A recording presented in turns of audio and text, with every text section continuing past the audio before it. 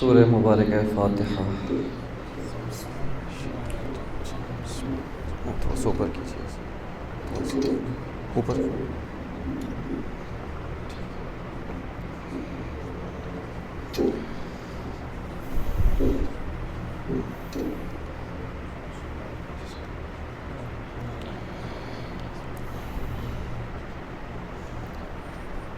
اعوذ باللہ من الشیطان الرجیم. بسم اللہ الرحمن الرحیم. الحمد للہ رب العالمین. الحمد للہ الذی جعلنا من المتمسکین بالقرآن العظیم وجعلنا من المتمسکین بولایت امیر المؤمنین. والصلاة والسلام على سیدنا ونبینا وشفیع ذنوبنا وطبیب نفوسنا الذي سمی في السماء بأحمد وفي الأرضین بأبي القاسم المصطفى محمد.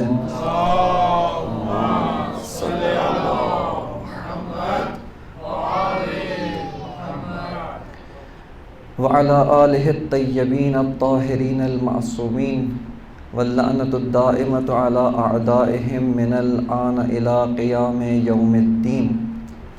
اما بعد فقد قال الامام حسین بن علی علیہ السلام ان رسول اللہ صلی اللہ علیہ وآلہ وسلم قال من رأى سلطانا جائرا مستحلا لحرم اللہ ناقضا لعہد اللہ مخالفا لسنت رسول اللہ يعمل في عباد الله بالإثم والعدوان فلم يغير عليه بفعل وقول كان حقا على الله أن يدخله مدخله.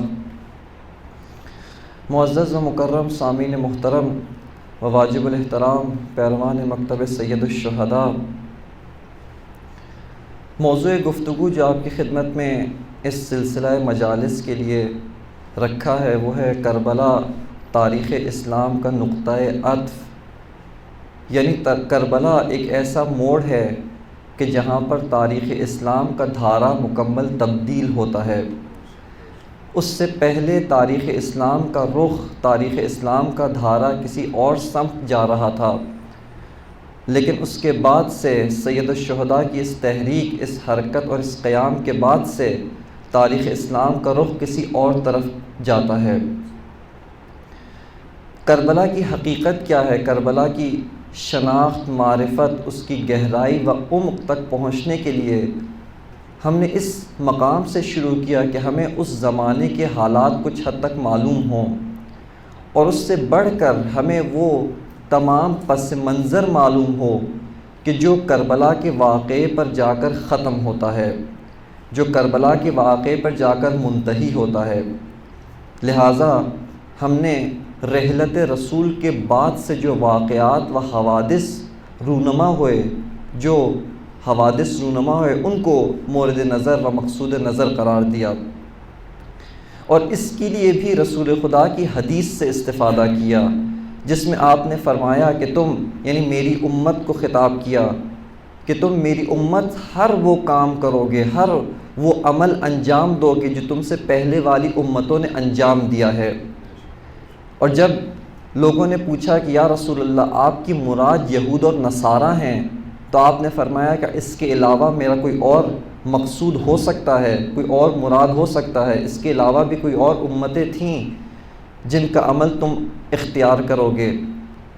لہٰذا قرآن مجید نے سب سے زیادہ تفصیل کے ساتھ جس نبی کے حوادث اور اس کی قوم کے واقعات کو ذکر کیا ہے وہ حضرت موسیٰ سلام اللہ علیہ ہیں، کہ ان کی واقعات، ان کے قوم کے واقعات، بنی اسرائیل کے حوادث، بنی اسرائیل کے ساتھ جو کچھ پیش آیا اور انہوں نے اپنے انبیاء کے ساتھ جو کچھ انجام دیا، وہ سب کچھ قرآن مجید نے ذکر کیا تاکہ ہم اس سے عبرت حاصل کریں، ہم اس کو سمجھیں، ہم اس کو اپنی زندگیوں میں اس کا مقایسہ کریں کہ آیا ہم اسی روش کے مطابق چل رہے ہیں یا نہیں چل رہے. آیا وہ راستہ جو ان کے لیے منع قرار دیا گیا تھا، جو ان کے لیے شجرہ ممنوعہ تھا کہ تم نے اس راستے پر نہیں چلنا ہے، جس کام کی وجہ سے خداوند متعال کے مورد فضیلت قوم سے گر کر وہ مورد ذلت قوم قرار پاتے ہیں. وباءوا بغضب من اللہ، اور انہوں نے خداوند متعال کا غضب خرید لیا، ان پر خدا کی مار، خدا کی ذلت و غضب لکھ دیا گیا۔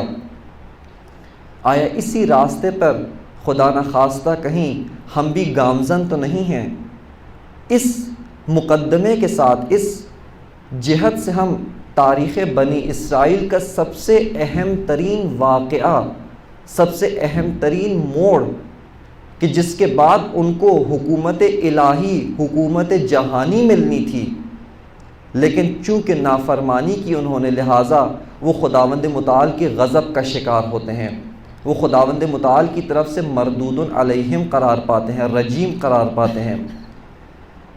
اس واقعے کو قرآن مجید نے سب سے زیادہ مفصل طور پہ سورہ مبارکہ طٰہٰ اور سورہ مبارکہ اعراف کے اندر بیان کیا ہے کہ سورہ طٰہٰ، جیسا کل آپ کی خدمت میں عرض کیا کہ مکمل سورہ آیت نمبر 9 سے لے کر ظاہراً 100 یا اس کے بعد بھی کچھ آیات تک صرف حضرت موسیٰ کی داستان ہے۔ وَاتْلُ عَلَيْهِمْ نَبَأَ موسیٰ یا حدیث موسیٰ، کہ رسول آپ ان کے لیے حدیث موسیٰ بیان کریں۔ اور حضرت موسیٰ کی زندگی، قوم بنی اسرائیل کے مختلف حوادث اور واقعات کو اس سورہ کے اندر بہت ہی خوبصورت اور بہت ہی حکمت کے ساتھ بیان کیا گیا ہے کہ کل آپ کی خدمت میں ان آیات کی تلاوت کی۔ مختصر طور پہ چونکہ آج اس بات کو یہیں پر، اس ماجرے سے جتنے ہمیں نتائج، جتنا ہم نے اپنی امت کے لیے درس سبق لینے ہیں، اس کو یہیں پہ ختم کر کے کوشش کریں گے کہ ہم کربلا کے اندر وارد ہوں، چونکہ اصل موضوع خود واقعہ کربلا، اس کی تحلیل، اس کا تجزیہ اور تحلیل اور اس کی عمق تک پہنچنا ہے، اس کی گہرائی کو سمجھنا اور اس کی گہرائی کو درک کرنا ہے۔ لہٰذا کل ایک گزارش آپ کی خدمت میں رکھی تھی کہ اس ماجرے سے جو ہمیں نتائج ملتے ہیں، اس کو آپ جس طرح ہم اسکول میں عموماً کرتے تھے کہ ایک طرف کاغذ کے بعض ایک چیز لکھتے ہیں، امت موسیٰ لکھیں، بنی اسرائیل لکھیں، اور کاغذ کے دوسری طرف امت رسول خدا، امت خاتم الانبیاء لکھیں، اور ان میں آپس میں مقائسہ کرتے جائیں کہ ان میں آپس میں کیا کیا شباہت پائی جاتی ہے، کیا کیا ان میں آپس میں نکات مشترک ہیں، اور آیا رسول خاتم الانبیاء کی جو پیشن گوئی تھی وہ سچ ثابت ہوتی ہے یا نہیں ہوتی۔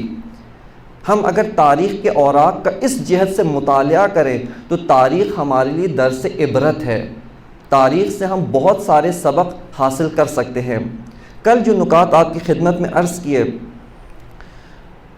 ان کا ایک خلاصہ، پہلا نقطہ خود قرآن مجید نے حضرت موسیٰ کو خطاب کر کے فرمایا کہ لَقَدْ فَتَنَّا قَوْمَكَ، کہ اے موسیٰ ہم نے آپ کی قوم کا امتحان لیا ہے، ہم نے آپ کی قوم کو اس فتنے میں ڈالا ہے، یعنی اس فتنے کو خداوند متعال خود اپنی ذات کی طرف منسوب کر رہا ہے۔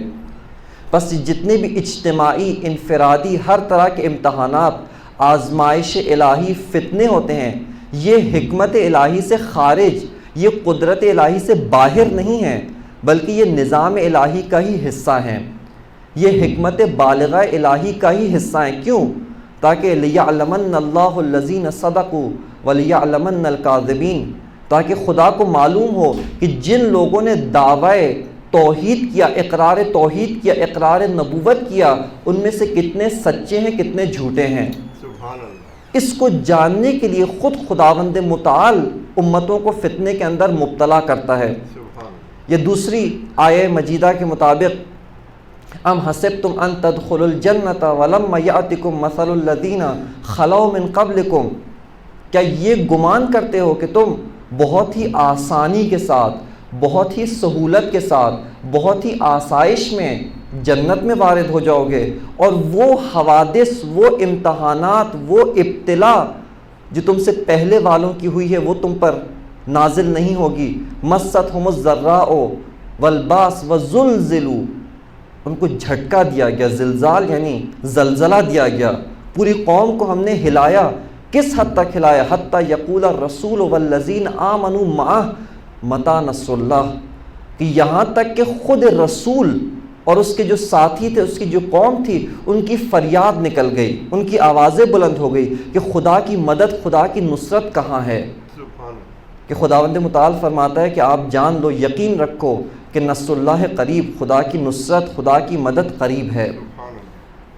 بس یہ امتحان خداوند متعال کی حکمت کا حصہ ہے، اور ہر قوم، ہر امت، ہر دور میں بسنے والے لوگ، ہر زمانے کا معاشرہ، اس کے لیے خداوند متعال بہت سارے امتحانات بھیجتا ہے تاکہ ان کی آزمائش کرے، ان کو جان لے۔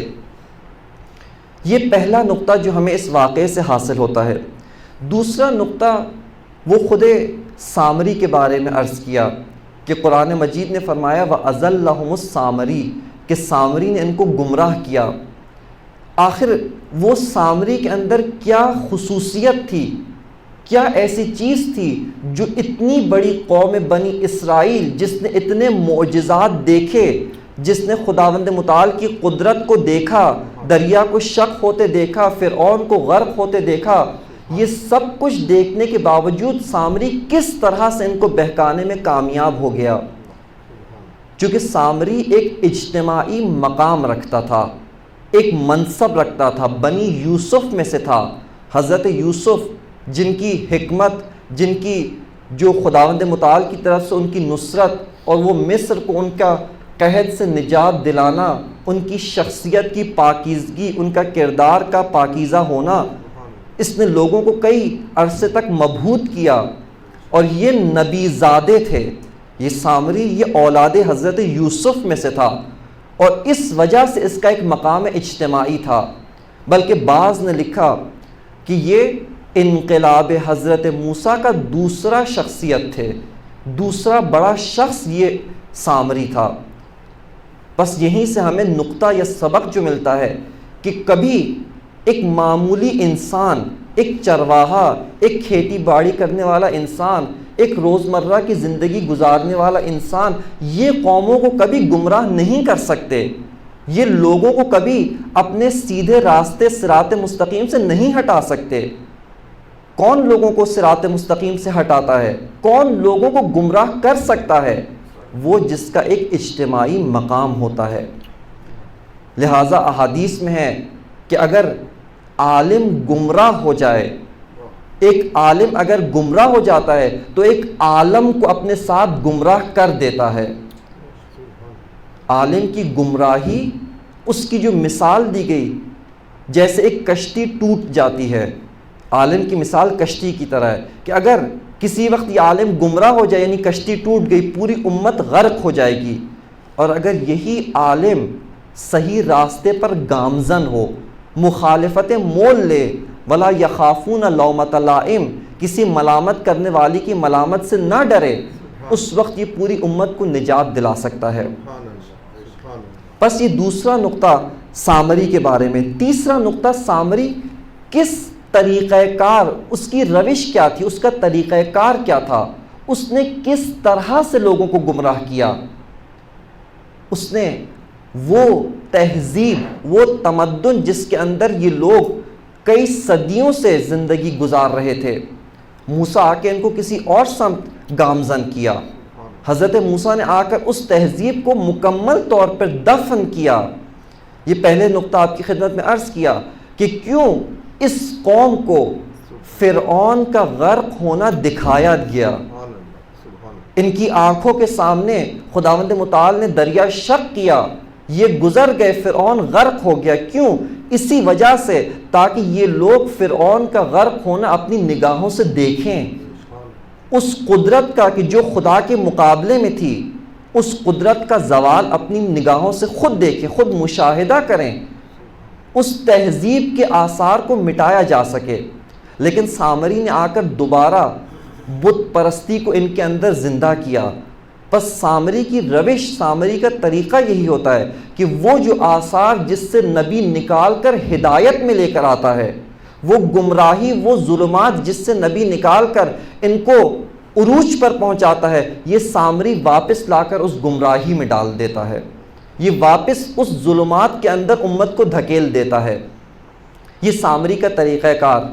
چوتھا نقطہ، چوتھا نقطہ، اور وہ فتنے کس ماحول میں تشکیل پاتے ہیں، کون سا ماحول، کون سی فضا، کون سا ایک ماحول بنایا جاتا ہے جس کے اندر فتنے پرورش پاتے ہیں، تشکیل پاتے ہیں، فتنے ہمیشہ غبار آلود ماحول میں تشکیل پاتے ہیں۔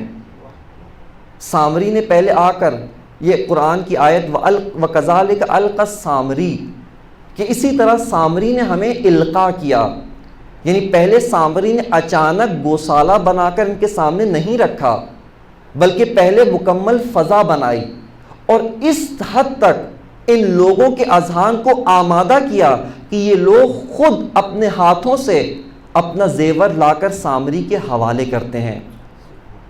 سامری نے ان کو اپنے ساتھ ملایا، اپنی اکثریت بنائی اور اس کے بعد حضرت ہارون کے مقابلے میں گوسالہ بنایا۔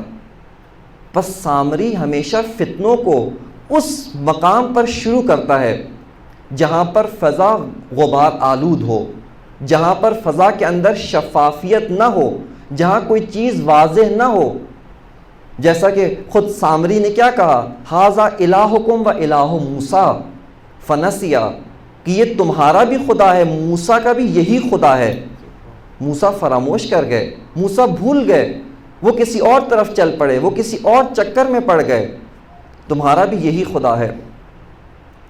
اور اسی سے آج اگر ہم اپنے دور میں دیکھیں، اپنے دور میں غور کریں، ہمارے دور میں کس حد تک فضا شبہات کا شکار ہے۔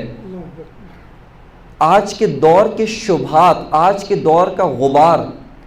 یہ بھی ایک نقطہ آپ کی خدمت میں عرض کروں، ایک صلوات پڑھ لیجئے محمد وآل محمد پر۔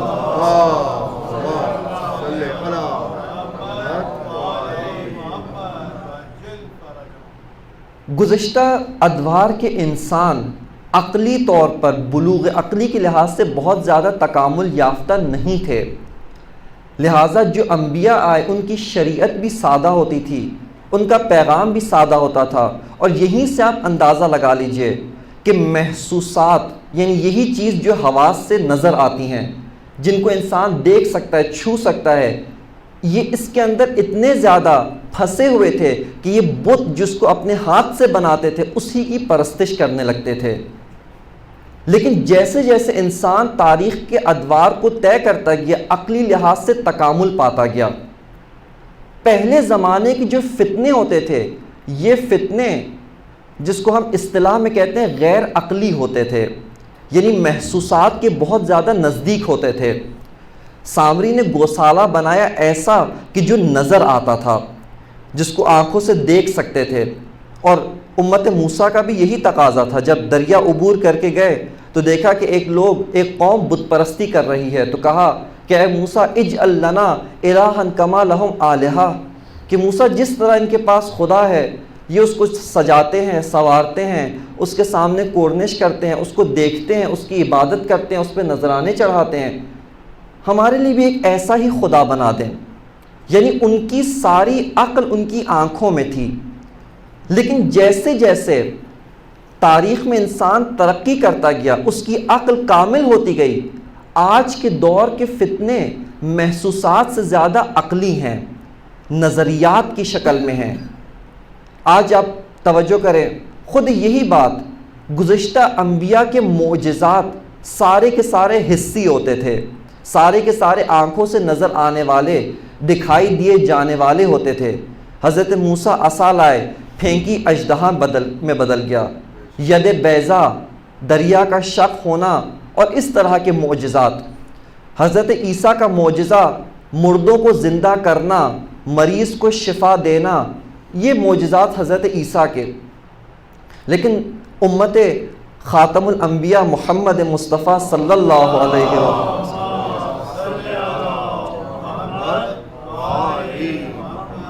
اس کا تکامل یہیں سے معلوم ہوتا ہے کہ اس امت کا معجزہ کتاب ہے۔ اس امت کا معجزہ حکمت، برہان، میزان، فرقان، ایک ایسی کتاب جس نے عالی ترین مضامین، عالی ترین نظریات بیان کیے ہیں، یہ اس امت کا معجزہ ہے۔ اس امت کا سامری لوگوں کو کیسے بہکائے گا؟ نظریات کے ذریعے۔ آپ توقع نہ رکھیے کہ آج کے دور میں ہمیں دوبارہ مثال کے طور پہ اسی طرح کہا جائے کہ اپنے ہاتھوں سے بت بناؤ اور اس کو پرستش کرو، لکڑی اور مٹی اور پتھر کے بت بنا کر امت کو اس کے پیچھے لگایا جائے نہ، بلکہ آج کا سامری اس امت کو اگر بہکا سکتا ہے، غبار پھیلائے گا، فضا کو ناامن کرے گا، وہ شبہات کے ذریعے کرے گا۔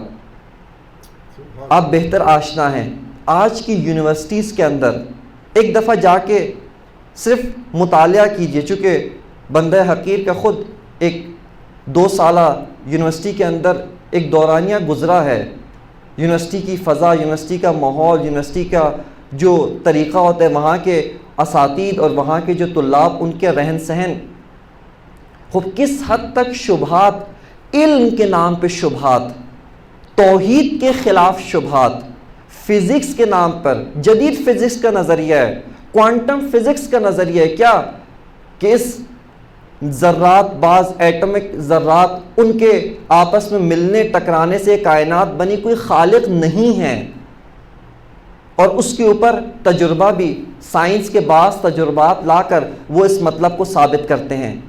بس یہ ایک شبہ، ایک ایسا نظریہ توحید کے مقابلے میں۔ اور ایک دوست اسی سال، ابھی کچھ دنوں پہلے ایک دوست سے ملاقات ہوئی، ان کا یہی شکوہ تھا، ان کا یہی گلہ تھا کہ آج کتنے ایسے لوگ ہیں، کتنے ایسے جوان و نوجوان ہیں جو انہی شبہات کا شکار ہو گئے، انہی شبہات کی وجہ سے ظاہری رہن سہن مسلمانوں جیسا ہے، ظاہری طور پہ مسلمانوں کی طرح، لیکن اندرونی طور پہ کسی خدا کو نہیں مانتے، ملحد ہیں، ایتھسٹ ہیں، منکر خدا ہیں۔ خب یہ شبہات، علمی شبہات۔ اس کے علاوہ آئیے آج یہ اصول دین کے اوپر، نبوت پہ کتنے حملے ہیں، خاتمیت کے اوپر کتنے حملے ہیں۔ اس کے علاوہ آئیے فروعات دین، ایک فرع دین۔ مثال کے طور پہ پہلے ایک زمانہ تھا کہ فقط اصول دین پر حملے ہوتے تھے، اب فروعات دین پر حملے۔ مثال کے طور پہ خدا نے کیوں یہ حکم قرار دیا ہے، کیوں مثال کے طور پہ اگر ایک جانور ہے اس کو آپ ایک طریقے سے ذبح کریں، یہ شرعی طور پہ حلال ہے، لیکن اگر ویسے ہی مر جائے یہ حرام ہے، کیوں فلاں جانور کا گوشت حرام ہے؟ علمی شبہ ہے، بلکہ تحقیقات کر کے حتیٰ اس حد تک اس کو علمی بنیادیں دینے کی کوشش کی کہ اس کے گوشت کے اوپر تحقیقات کرتے ہیں کہ اس میں بہت پروٹین ہے، اس میں فلاں بہت فائدے کی چیز ہے۔ خوب یہ ایک شبہ ہے۔ کیوں خداوند متعال نے کہا کہ اگر کوئی مرد فلاں عمل انجام دے، کوئی انسان فلاں عمل انجام دے، کیوں اس کو سنسار کرنا چاہیے؟ اس کے اوپر شبہات۔ کیوں اگر ایک خاتون، شوہر اس کا مر جائے یا طلاق لے، کیوں عدت کا زمانہ گزارنا چاہیے؟ خوب آج کے دور میں ایک شبہ یہی کہ یہ جو احکام تھے یہ اس وقت کے احکام تھے جب تک سائنس نے ترقی نہیں کی تھی۔ آج آپ جائیے فوراً ٹیسٹ ہو جاتا ہے، وہ جس وجہ سے عدت کا زمانہ، جو حکمت آپ بیان کرتے ہیں وہ حکمت خوب آج موجود نہیں ہے کیا؟ فوراً آپ ٹیسٹ کروائیے، معلوم ہو جائے گا کہ آیا یہ خاتون حاملہ ہے یا نہیں ہے، بس عدت کا زمانہ گزارنے کی ضرورت نہیں ہے۔ یہ ایک شبہ۔ اس کے علاوہ اور کتنے شبہات، اور کتنے ایسے شبہات کہ جو علم، نظریے کے نام پر پھیلائے جا رہے ہیں۔ مغربی ممالک کی آپ فضا اٹھا کر دیکھ لیجئے، ہم جنس گرائی کو ایک نظریے کے طور پر، علمی نظریے کے طور پر پیش کیا جا رہا ہے، اور اس کے اوپر باقاعدہ تحقیقات کرتے ہیں، اس کو علمی بنیادیں دینے کی کوشش کی جا رہی ہے۔ خب یہ ایک شبہ ہے، ایک علمی شبہ، ایک نظریاتی شبہ۔ اور یہاں پر آپ کی خدمت میں عرض کروں ایک بہت ہی جذاب نقطہ کہ بہت سارے نظریات، بہت ساری تھیوریز، بہت سارے ایسے جو نئے شبہات جو نظریے کے نام پر پیش کیے جا رہے ہیں، ان میں اکثر ایسے ہیں کہ جن کے پیچھے پہلے پیسہ ہوتا ہے، حکومت ہوتی ہے، بعد میں تحقیق ہوتی ہے۔ توجہ کریں، ایک نظریہ کیسے بنتا ہے؟ پہلے ایک فرضیہ ہوتا ہے، مفروضہ ہوتا ہے، اس کے بعد ایک سائنسدان آتا ہے، اس مفروضے پر، اس نظریے پر، اس فرضیے پر آ کر تحقیقات انجام دیتا ہے۔ تحقیقات کرنے کے بعد اگر تحقیقات سے وہ فرضیہ ثابت ہو جائے، ایک نظریہ بنتا ہے، تھیوری بنتی ہے۔ اس کے بعد ایک طویل زمانہ گزرتا ہے، اگر یہ تھیوری اپنی اساس پر، اپنی بنیاد پر باقی رہے، یہ قانون بن جاتا ہے، ایک لا کا درجہ اس کو ملتا ہے۔ لیکن بہت سارے نظریات موجودہ زمانے میں، گزشتہ زمانے کے اندر، تاریخ معاصر کے اندر، یہ ایسے نہیں کہ پہلے فرضیہ ہوا، اس کے بعد کئی سو سال تک تحقیقات ہوئیں، تحقیقات کے بعد وہ نظریہ بنا، اس کے بعد قانون بنا، نہ، بلکہ اس کے اوپر شاید 10 سال بھی تحقیق نہیں ہوئی، بلکہ پیسہ، حکومت، شہرت، اس کی اساس پہ اس نظریے کو پروان چڑھایا گیا۔ یہ بعض ہمارے دوستوں نے جو مغربی دنیا سے تعلق رکھتے ہیں، انہوں نے تحقیق کی، اسی یورپ کے اندر 125 سال پہلے ہم جنس گرائی ایک جرم تھا، اس کی سزا مقرر تھی، اس کے اوپر حکومت رد عمل دکھاتی تھی، اور 125 سال کے بعد آج یہ ایک اس کے خلاف بولنا جرم ہے۔ یہ کایا کیسے پلٹی؟ آیا واقعاً آپ نے تجربات کیا؟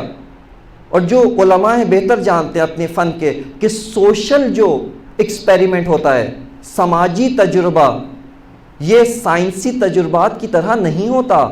سائنسی تجربات آپ ایک دفعہ تجربہ کریں، کئی دفعہ لیبارٹری میں جا کے تجربہ کریں، ثابت ہو جاتا ہے۔ سوشل اجتماعی تجربات کے لیے، سوشل ایکسپیریمنٹس کے لیے کئی نسلیں چاہیے ہوتی ہیں۔ ایک نسل پہ آپ تجربہ کریں، دیکھیں آیا مشکل ہے یا نہیں ہے، پھر اگلی نسل، پھر تیسری نسل، پھر چوتھی نسل، اس کے بعد جا کے کوئی نظریہ تثبیت ہوتا ہے۔ اور آج کتنی آسانی سے بعض نظریات ایسے ہیں کہ جو نظریہ بنا فرضیہ، اس کے بعد بغیر تجربے کے اس کو معاشرے پہ لا کر ٹھوس دیا گیا، اس کی علمی بنیادیں فراہم کی جاتی ہیں۔ خب یہ سب کا سب کیا ہے؟ شبہات، دین اسلام کے خلاف شبہات، یہ علمی شبہات۔ کیوں یہ علمی شبہات پھیلائے جاتے ہیں؟ چونکہ معاشرہ انہی نظریات کی اساس پر چلتا ہے۔ توجہ کیجئے، ایک معاشرہ کیسے چلتا ہے؟ ایک زمانہ تھا جب شبہ کیا ہوتا تھا کہ آیا انسان اختیار رکھتا ہے یا مجبور ہے؟ آیا ہم انسان جو اپنے افعال، اعمال انجام دیتے ہیں، آیا ان افعال، اعمال میں مختار ہیں یا مجبور ہیں؟ صاحب اختیار ہے؟ آیا میں یہ کام اپنی مرضی سے انجام دیتا ہوں یا نہیں؟ پہلے سے خداوند متعال نے سب کچھ لکھ کر میری پیشانی پر چھاپ دیا ہے، اور جو کچھ بھی لکھا گیا اس کی مخالفت کرنا ممکن نہیں ہے۔ خب یہ نظریہ اگر تحقیق کریں، یہ نظریہ حکومتوں کا بنایا ہوا تھا تاکہ حکام ان کے خلاف کوئی آواز بلند نہ کرے، معاشرے کو اپنی گرفت میں رکھیں، معاشرے کو اپنے کنٹرول، اپنے تسلط، اپنے تحت تسخیر رکھیں، کہ خدا کی یہ مرضی تھی کہ اس نے ہمیں ایسا گناہگار بنایا۔ خب خدا کی مرضی ہے کہ میں یہ اعمال انجام دوں، اس میں میرا کیا قصور؟ خدا کی مرضی ہے کہ اس نے مجھے مملکت حاکم بنایا، تم میرے خلاف خروج و قیام نہ کرو۔ خدا کی مرضی یہ ہے۔ اب جب خدا کی مرضی ہو گئی، کون خدا کا بندہ اس کے خلاف بول سکتا ہے؟ بس پورا معاشرہ ساکت۔ یہ نظریات ہوتے ہیں جو پورے معاشرے کو حرکت دیتے ہیں یا روکتے ہیں۔ ان نظریات کے ہاتھ میں معاشرے کی لگام ہوتی ہے، یہ نظریات معاشرے کو چلاتے ہیں۔ اور اگر آپ تحقیق کریں یہ فیمنزم کی تحریک کہاں سے آئی؟ غرب کے اندر یہ جو برابری زن و مرد کا نعرہ لگایا گیا، فیمنزم، جو ہمارے ملک میں بھی کسی حد تک آیا، اگر تحقیق کریں اس کا بنیاد یہ ہے کہ جب صنعتی انقلاب آیا، اس کے بعد سے مشینیں چلانے کے لیے ان کو سستا مزدور چاہیے تھا، ایک ایسا مزدور جو سستا ہو، جس کی زیادہ تنخواہ بھی نہ ہو، اور مشینیں چلانی، بٹن دبانا ہے، کوئی بہت محنت جسمانی کام نہیں ہے، فقط مشین آن کرنی ہے، اس کو بعض ہدایات دینی ہے اور مشین خود اپنا کام کرے گی۔ خب مردانہ لیبر، مردانہ مزدور، مرد مزدور بہت مہنگا تھا۔ اپنی صنعتی دنیا کو چمکانے کے لیے، زیادہ منافع کمانے کے لیے اس تحریک کا نعرہ لگایا گیا، یہ تحریک اٹھائی گئی کہ مرد کو کس نے اختیار دیا کہ عورت کو گھر میں بٹھا کر رکھے، عورت بھی مرد کے شانہ بشانہ معاشرے میں کام کرے، عورت کو بھی حق حاصل ہے کہ وہ کمائی کرے، وہ کمائے، اس کی اپنی کمائی ہو، اس کا اپنا پیسہ ہو، اس کی اپنی ملکیت ہو، اس کے اپنا گھر ہو۔ اس نظریے کی اساس یہ چیز ہے۔ اور یہیں پر آپ کی خدمت میں ایک چیز عرض کروں اور اس کے بعد اس سے اگلا نقطہ، سید الشہداء کا جو قیام تھا، سید الشہداء کی جو تحریک تھی، جو نہضت تھی، یہ ایک عملی نہضت ہونے سے پہلے ایک فکری نہضت تھی، ایک عملی انقلاب، ایک خونی انقلاب، ایک جہاد عملی ہونے سے پہلے سید الشہداء کا یہ ایک فکری، ایک علمی، ایک نظریاتی انقلاب تھا۔ کیوں؟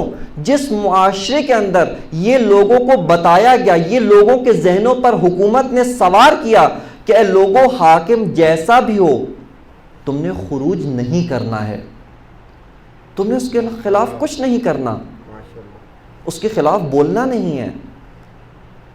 وہاں پہ اگر سید الشہداء قیام کرتے ہیں، وہاں پر بولتے ہیں، تو آپ کو اب سمجھ میں آ جانا چاہیے کیوں سید الشہداء کے ساتھ بڑی بڑی شخصیات نہیں نکلیں۔ کیوں؟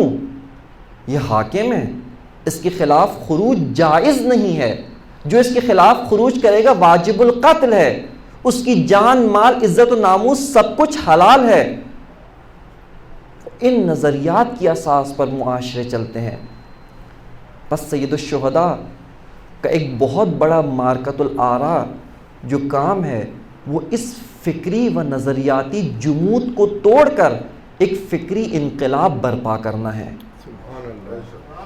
اور اس کے بعد سے آپ دیکھیے سید الشہداء کی تحریک، اس کے بعد سے تحریکوں کا آغاز، بڑی بڑی تحریکیں مدینہ کے اندر، حضرت عبداللہ ابن حنظلہ جو صحابی پیغمبر جناب حنظلہ غسیل الملائکہ کہ ان کی ایک لمبی داستان ہے، جنگ احد کے جلیل القدر شہید، ان کے فرزند قیام کرتے ہیں 10,000 سپاہی مدینہ سے، جس مدینہ سے جب سید الشہداء نے قیام کیا آپ کے اپنے خاندان والوں کے علاوہ کوئی نہیں نکلا، لیکن عبداللہ ابن حنظلہ قیام کرتے ہیں 10,000 لوگ۔ مکہ میں جناب عبداللہ ابن زبیر قیام کرتے ہیں۔ یہ سب سید الشہداء کے بعد سے ہوا، یہ سب سید الشہداء کے قیام کے بعد یہ عمل رونما ہو۔ کیوں؟ سید الشہداء کے قیام نے ان تمام نظریاتی فکری بنیادوں کو بنیاد سے اکھاڑ کر پھینک دیا۔ یہ سید الشہداء کے قیام کا ایک اور پہلو۔ یہ چوتھا نقطہ، فتنہ، اس کے دور کے اندر جو چیز رونما ہوتی ہے، یعنی غبار پھیلایا جاتا ہے، شبہات کو ایجاد کیا جاتا ہے، شبہات کو وجود دیا جاتا ہے۔ پانچواں نقطہ، ایک اسلامی معاشرہ، جب ایک نبی آتے ہیں ایک امت کے اندر، کسی قوم کے اندر، اس نبی نے آ کر محنت کرنی ہے۔ شروع میں وہ نبی ضعیف ہوتا ہے، اس کو ایک مبارزہ، ایک جہاد، ایک امت کے خلاف قیام کرنا ہے، ان کے اعتقادات، ان کی فرہنگ، ان کی ثقافت، ان کی تہذیب، ان کے ہر چیز کے خلاف قیام کرنا ہے۔ ابھی اس نبی کو بہت ساری مشکلات کا سامنا ہے، قربانیاں دینی ہیں، لیکن جب یہ نبی آہستہ آہستہ کامیاب ہونا شروع ہوتا ہے، وہیں پر اس نبی کی کامیابی کو دیکھتے ہوئے منافقین وجود میں آتے ہیں۔ توجہ کیجیے گا، منافقین کہاں پر وجود میں آتے ہیں؟ یہ طبقہ منافقین یہ کہاں پر وجود میں آتے ہیں؟ یہ سختیوں کے زمانے میں وجود میں نہیں آتے، یہ قربانیوں کے زمانے میں وجود میں نہیں آتے، بلکہ یہ اس وقت وجود میں آتے ہیں کہ جب ایک الہی معاشرہ طاقت و قدرت حاصل کرنے کے نزدیک جا رہا ہوتا ہے۔ بس اپنا سہم، اپنا حصہ، اپنا طاقت و قدرت کے اندر اپنا حصہ وصول کرنے کے لیے یہیں پر منافقین پروان چڑھتے ہیں۔ سورہ منافقین یہ مدینہ میں نازل ہوئی، مکہ میں نازل نہیں ہوئی۔ کیوں؟ چونکہ مکہ کے اندر سختیوں کا زمانہ، شیب ابی طالب کا زمانہ، بھوک اور پیاس کا زمانہ، فاقوں کا زمانہ، مالی و جانی نقصان کا زمانہ۔ اب یہاں پر تو کوئی منافق نہیں پیدا ہوتا۔ کہاں پر منافقین پیدا ہوئے؟ جب مدینہ میں رسول خدا حکومت پر فائز ہوئے، جب حکومت پر پہنچے، اب اس حکومت میں سہیم بننے کے لیے، اس حکومت کے اندر، اس قدرت کے اندر اپنا حصہ لینے کے لیے یہیں پر منافقین وجود میں آتے ہیں۔ سامری کہاں پیدا ہوتا ہے؟ جب بنی اسرائیل مصر کے اندر، انہی کے اندر جب پس رہے ہیں، وہاں پر سامری نے اپنا اظہار وجود نہیں کیا۔ کہاں پر سامری اظہار وجود کرتا ہے؟ کہ جب معلوم ہے کہ اب موسیٰ بنی اسرائیل کو لے کر ارض مقدس پر جا رہے ہیں اور وہاں پر خدا کا وعدہ ہے کہ تمہاری حکومت قائم ہوگی، یہاں پر سامری وجود کا اظہار کرتا ہے۔ یہاں پر سامری پیدا ہوتا ہے، اپنے آپ کو ظاہر کرتا ہے۔ پس طبقہ منافقین کہاں پر پیدا ہوتے ہیں؟ کہ جب ایک امت، ایک معاشرہ ترقی کی راہ پر گامزن ہوتا ہے، نبی کی ہدایات میں، نبی کی پیروی میں، اور قدرت تک پہنچ رہا ہے، یہاں پر منافقین ظاہر ہوتے ہیں۔ خداوند متعال نے اس کی طرف اشارہ کیا ہے کہ آیا جو فتح مکہ سے پہلے مسلمان تھے، آیا وہ فتح مکہ کے بعد والے مسلمانوں کے برابر ہیں؟ جنہوں نے جنگ بدر و احد و خندق و خیبر اور حنین کے اندر قربانیاں دی، جنگوں میں آگے آگے تھے، اپنی جان ہتھیلی پہ رکھ کر دشمن سے مقابلہ کرتے تھے، آیا وہ گھروں میں بیٹھنے والوں کے برابر ہیں؟ برابر نہیں ہے۔ فضل اللہ المجاہدین علی القاعدین اجرا عظیما، خداوند متعال نے مجاہدوں کو بیٹھنے والوں پر بہت بڑا اجر عظیم عطا کیا ہے، فضیلت دی ہے۔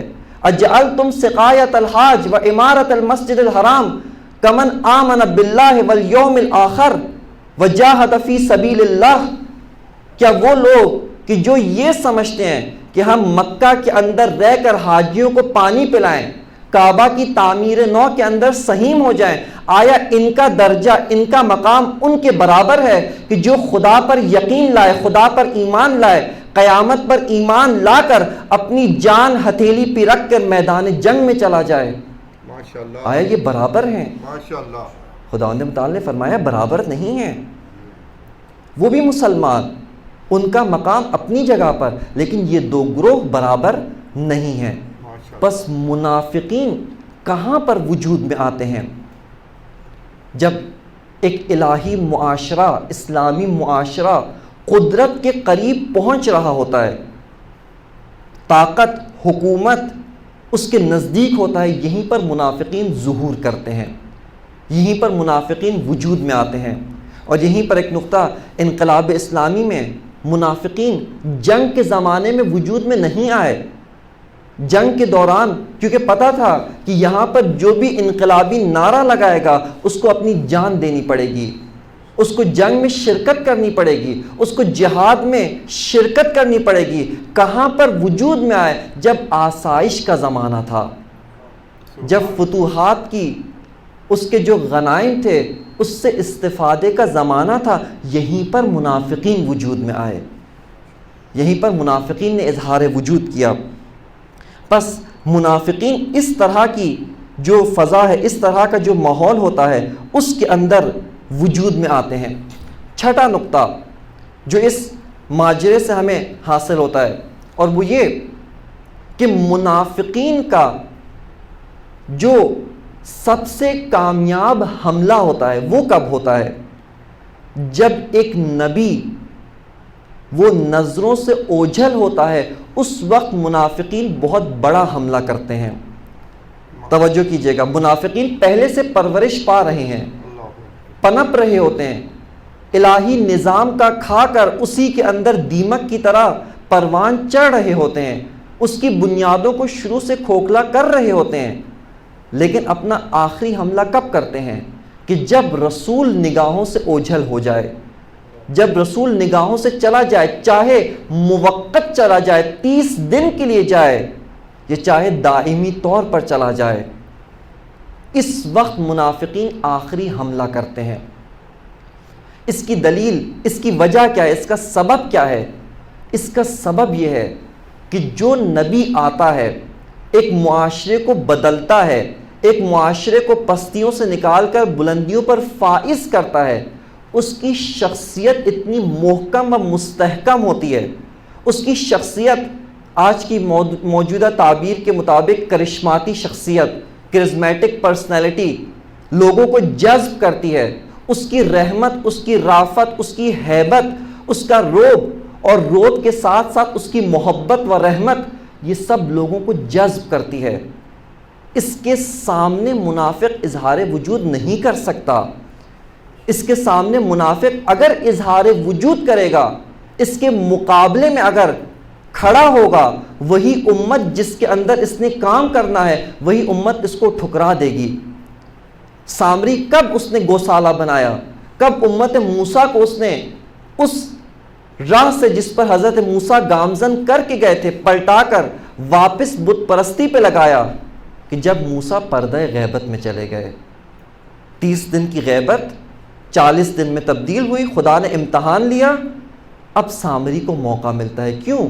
چونکہ موسیٰ کی شخصیت اس قدر باروب شخصیت، اس قدر جذاب شخصیت، جس کا وعدہ 400 سال تک دیا گیا، ایک منجی آئے گا تمہیں نجات دے گا۔ اس کے سامنے تو سامری کی کوئی حیثیت نہیں تھی، اس کے سامنے سامری کچھ نہیں کر سکتا تھا۔ بس جب موسیٰ نظروں سے اوجھل ہوئے، یہاں پر سامری کو موقع ملا، اور اسی خطرے کی جانب امت رسول خدا کو خداوند متعال نے آگاہ کیا۔ اور وہ کیا تھا؟ جب جنگ احد کے اندر یہ نعرہ لگا کہ رسول خدا نعوذ باللہ شہید ہو گئے، مارے گئے، تو وہیں پر بہت سے لوگ دین سے مایوس ہو گئے۔ کیوں؟ عرب، آپ کبھی تصور کریں بیٹھ کر، عربوں کا وہ معاشرہ رسول خدا کی شخصیت میں کس قدر جذابیت تھی، کس قدر رسول خدا کی شخصیت لوگوں کو اپنے نزدیک کرتی تھی، کہ ان جیسے افراد کو رسول خدا نے اپنے گرد جمع کیا۔ وہ لوگ کہ جو پست ترین امت تھے، ان کو ایک امت وسط قرار دیا، ایک امت شاہد جو دیگر تمام امتوں کے اوپر شہید کا درجہ رکھتی ہے۔ شہید یعنی گواہ، قرآن کی آیت کہ ان کو دیگر امتوں پر شاہد قرار دیا۔ خب اس رسول کے سامنے کون جرأت کر سکتا ہے اپنی بات کرنے کی؟ اگرچہ وہ اس قدر جاہل تھے، وہ پھر بھی کرتے تھے، وہ پھر بھی بحث کرتے تھے، مباحثہ کرتے تھے، بار بار پوچھتے تھے امن اللہ ام منک، کہ کیا آپ کا حکم ہے یا خدا کا حکم ہے؟ یعنی اگر آپ کا حکم ہے تو تسلیم نہیں، اگر خدا کی آیت و وحی ہے فقط اسی صورت میں تسلیم کرتے ہیں۔ لیکن جب رسول خدا کی آنکھ بند ہوئی، جب رسول خدا نے اس دنیا سے پردہ پوشی فرمائی، اس کے بعد اب ان منافقین کو جرأت ملی۔ اب یہ گروہ جو اسی اسلامی معاشرے کے اندر پل رہا تھا، پنپ رہا تھا، اس کو جرأت ملی کہ ہم اظہار وجود کریں، ہم آ کر لوگوں کو گمراہ کریں۔ اور یہاں تک کہ اس حد تک کہ جناب خلیفہ دوم، ان کی روایت آپ کی خدمت میں پڑھی کہ فرماتے ہیں کہ جب کسی مسلمان کی وفات ہوتی تھی اور ہم چاہتے تھے کہ اس کا جنازہ پڑھیں، ہم دیکھتے تھے، ہمیں شک ہوتا تھا کہ آیا مومن ہے یا منافق ہے۔ ہم دیکھتے تھے کہ اگر جناب حضرت حذیفہ ابن یمانی اس کے جنازے میں شرکت کرتے ہیں، یہ منافق شناس صحابی اگر اس کے جنازے میں شرکت کرتا ہے تو ہم بھی شریک ہو جاتے تھے۔ اگر وہ شرکت نہیں کرتے تھے، اس کا مطلب ہے منافق ہے، ہم بھی شرکت نہیں کرتے تھے۔ پس منافقین کو کب اظہار وجود کا موقع ملتا ہے؟ کہ جب نبی کی شخصیت وہ نگاہوں سے اوجھل ہو، نبی کی کرشماتی شخصیت، نبی کی اعجاز آور شخصیت کہ جب نگاہوں سے اوجھل ہو تو اس وقت منافق کو موقع ملتا ہے، وہ اپنا اظہار وجود کرتا ہے۔ یہ چھٹا آپ کی خدمت میں نقطہ۔ ساتواں نقطہ، منافقین کو، یہ دونوں کا آپ مقایسہ اپنے ذہنوں میں کرتے جائیے، چونکہ فرصت نہیں ہے اس وجہ سے میں بہت تیزی کے ساتھ، اور ایک دفعہ اگر اسی نگاہ کے ساتھ یہ جن آیات کا حوالہ دیا، سورہ طٰہٰ آیت 83 سے لے کر تقریباً آیت 99 تک، آیت 100 تک، اور سورہ اعراف کی آیت نمبر 148 سے لے کر ظاہراً 155 یا اس سے تھوڑا سا آگے کل حوالہ دیا تھا، اس کی طرف اگر رجوع کریں ایک دفعہ اسی نگاہ کے ساتھ، یہ سارے نکات اس کے اندر موجود ہیں، یہ سارے کے سارے نکات اس کے اندر موجود ہیں۔ ساتواں نقطہ، منافقین کو پلنے کا موقع ایک اور جو ملتا ہے وہ اس وجہ سے ملتا ہے کہ اس معاشرے کے اندر معیارات بہت محکم و مستحکم نہیں ہوئے ہوتے۔ ایک دفعہ ایک معاشرہ ہے شخصیت کے پیچھے چل رہا ہے، جیسا آپ کی خدمت میں ابھی چھٹے نقطے میں عرض کیا کہ رسول خدا کی شخصیت بہت جذاب شخصیت، حضرت موسیٰ کی شخصیت بہت کرشماتی و جذاب شخصیت، اسی طرح حضرت عیسیٰ کی امت میں کب انحرافات رونما ہوئے؟ جب تک خود حضرت عیسیٰ موجود ہیں اس وقت کسی کی جرأت نہیں، اس وقت کوئی انحراف پیدا کر نہیں سکتا۔ حضرت عیسیٰ کے خداوند متعال نے جب عیسیٰ کو اٹھا لیا، اس کے بعد سے امت عیسیٰ میں انحرافات پیدا ہونا شروع ہوئے۔ یہ کس وجہ سے پیدا ہوتے ہیں؟ اس کا ایک اور سبب، چونکہ امت کے پاس معیارات نہیں ہوتے، امت شخصیت میں جذب ہوتے ہیں، شخصیت میں گم ہوتے ہیں، شخصیت نبی کا، اس کی کرشماتی شخصیت میں محو ہوتے ہیں، معیارات کی طرف بہت توجہ نہیں کرتے۔ معیارات اگرچہ نبی ان کو معیار دیتا ہے، نبی کی کوشش ہوتی ہے کہ ہم معیارات ان لوگوں میں بٹھا دیں، معیارات ان میں راسخ کریں، لیکن لوگوں میں معیارات راسخ نہیں ہوتے۔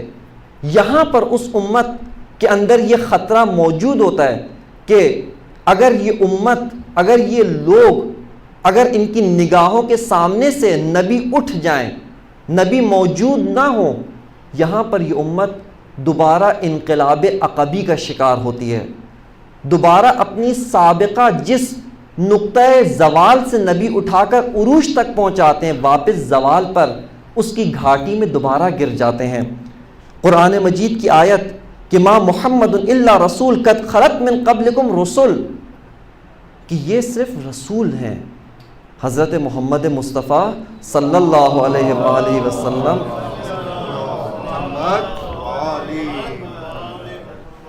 ان کی حیثیت رسول ہیں، یہ رسول ہیں، خدا کے بھیجے ہوئے ہیں، اور گزشتہ امتوں میں بھی رسول گزرے، ہم نے ان کو بھی رسول دیے، رسول دے کر رسول اٹھا لیا، رسول لے لیا ان سے، اور اس کے بعد فرماتے ہیں کہ أَفَإِن مَاتَ أَوْ قُتِلَ انقلبتم علی اعقابکم، اگر یہ رسول مر گئے یا شہید ہو گئے، قتل ہو گئے، آیا تم الٹے قدموں واپس پلٹ جاؤ گے؟ بس یہ آیات بتاتی ہیں کہ الٹے قدموں پلٹنے کا خطرہ موجود ہے۔ کیوں؟ معیارات بہت راسخ و محکم نہیں ہوئے ہیں۔ آٹھواں نقطہ، امت کا حافظہ تاریخ کمزور ہونا، تاریخی حافظہ کمزور ہونا۔ ابھی حضرت موسیٰ قوم بنی اسرائیل کو لے کر چلے، انہوں نے خود بتوں کی طاقت ٹوٹتے ہوئے دیکھا، انہوں نے خود عظمت پروردگار کو دیکھا، انہوں نے خود فرعون جو خود کو ان بتوں کا نمائندہ کہتا تھا اس کو ذلیل و خوار ہوتے دیکھا، اس کے باوجود پھر گسالے کا شکار ہو گئے۔ کیوں؟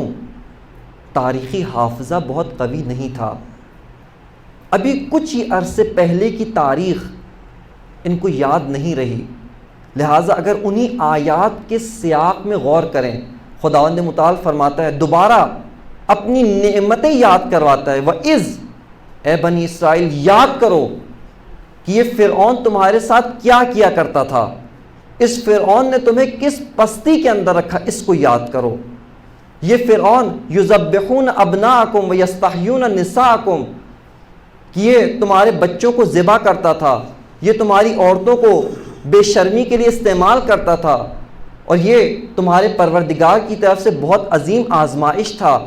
اس کے بعد خداوند متعال نے اپنی نعمتیں یاد کرائیں کہ ہم نے تمہیں یہ نعمت دی، ہم نے تمہارے لیے دریا کو شگاف کیا، تمہارے اوپر من و سلوہ کو نازل کیا، بادلوں کو سایہ بنایا، چشمے جاری کیے۔ اس کو چھوڑ کر، اس سب خدائے قادر مطلق کو چھوڑ کر تمہیں ابھی یہ یاد نہیں کہ اس خدا نے تم پر کیا نعمتیں کی، اور پھر تم بت پرستی کے پیچھے چل پڑے۔ اسی طرح امت رسول خدا کا آپ ملاحظہ کیجئے کہ ان کو بہت قریب کے واقعات یاد نہیں۔ تاریخی حافظہ کتنا کمزور، تاریخی حافظہ۔ ایک واقعہ، جب امیر المؤمنین خلافت ظاہری پر فائز ہوئے، اس وقت اس کے بعد سے فوراً ہی بعض فتنے اٹھنا شروع ہوئے۔ فتنہ جمل اٹھا اور بعض دو گروہ ہو گئے۔ بعض نے کہا کہ ہمیں خلیفہ سوم کے خون کا بدلہ لینا ہے، ہم خونخواہ خلیفہ سوم ہیں۔ اور یہی صحابی پیغمبر تاریخ کی گواہی کے مطابق جناب طلحۃ الخیر یہ بصرہ کے اندر جاتے ہیں، جا کر تقریر کرتے ہیں، لوگوں کو حکومت وقت خلیفہ راشد امیر المومنین علی ابن ابی طالب کے خلاف اٹھاتے ہیں، اکساتے ہیں، فوج جمع کرتے ہیں۔ کہتے ہیں کہ جس تقریر کے اندر یہ تقریر کر رہے تھے، وہیں پر ایک شخص نیچے بیٹھا ہوا تھا۔